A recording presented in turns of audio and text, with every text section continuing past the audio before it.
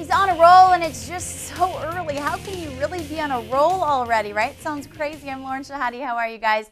You know who I'm talking about. I'm talking about Matt Kenseth, joined some elite company by starting off 2-0.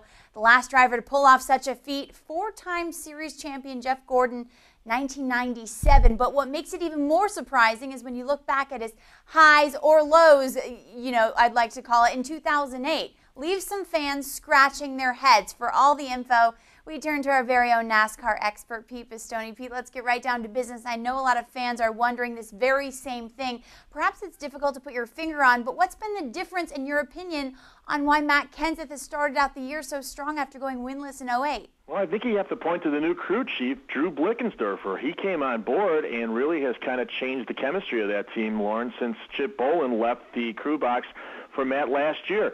How about being a crew chief and being 2-0 in your first two Sprint Cup races? He should just retire right now. That's but right. There's a sense of chemistry there that I really didn't see last year. And again, as we said in NASCAR, just like any other sport, Lauren, when you get on a roll and you got momentum on your side, things start to happen for the good. Call it chemistry, call it whatever you like. I'm sure they're not complaining. Let's talk about A.J. Allmendinger. He's a surprise story so far this year.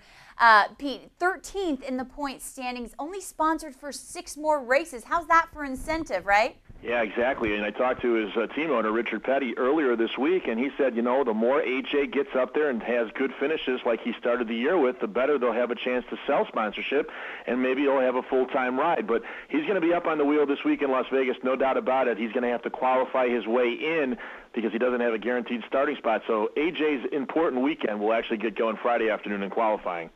Okay, Pete, only 2 races into the year. I know it's still very early, but some guys already worried. Who are some guys that need to turn it around?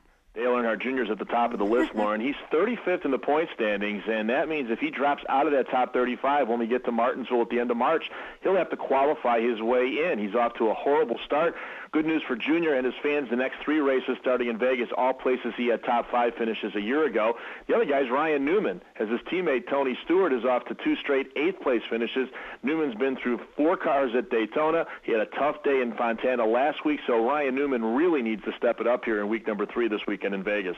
Good news, Pete, though, is that it's just still very early. All right, Las Vegas next, a very similar track to Fontana. Is this a place where Kenseth could go 3 in a row? There's no doubt about it. He's won there 2 times in his career. It's the 1.5-mile track, and we know about these intermediate-sized tracks for Roush Fenway Racing. Carl Edwards won this race a year ago, so I really think that Roush Fenway is going to be the team to beat. And how about 3 in a row for Matt Kenseth? I might put a few shackles down on that 17 car out in Vegas this weekend. Well, enjoy us and promise me you'll keep us updated. You bet, Lauren. We'll talk to you after the race. Sounds good. He'll keep us updated. You need to be here to watch. I'm Lauren Shehadi. We'll see you real soon.